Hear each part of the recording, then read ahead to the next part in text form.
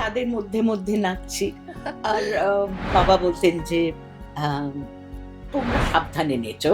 হোঁচট হুম, হুম। খেও না। ওকে একদম দেখো না।"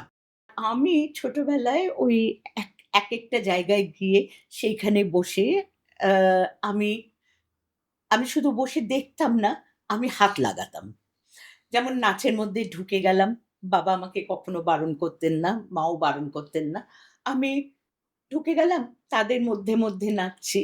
আর বাবা বলতেন যে, আম "তোমরা সাবধানে নেচো।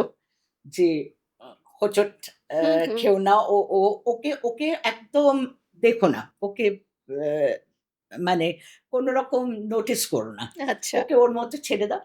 আবার ঠিক একটা সময় বাবা আ বলতেন যে, "মমো আ চলো এবার আমরা দেখি তো কে, কে কি করছে, কে ভালো করছে, কারটা ভালো হচ্ছে, কারটা অতটা ভালো হচ্ছে না। তুমি দেখো তো বসে।" তো আমি আচ্ছা, খুব একটা ইম্পোর্টেন্স পেতাম একদম। যে মানে আ এরম কখনো বলতেন না, "এবার বড়রা নাচ করবে।" হুম, এই বললেই আমি রেগে যেতাম। আচ্ছা। যদি কেউ বলা হতো আমি নিজেকে ভীষণ বড় মনে করতাম। মানে ওকে। বয়সে বড় মনে হ্যাঁ, করতাম। হ্যাঁ।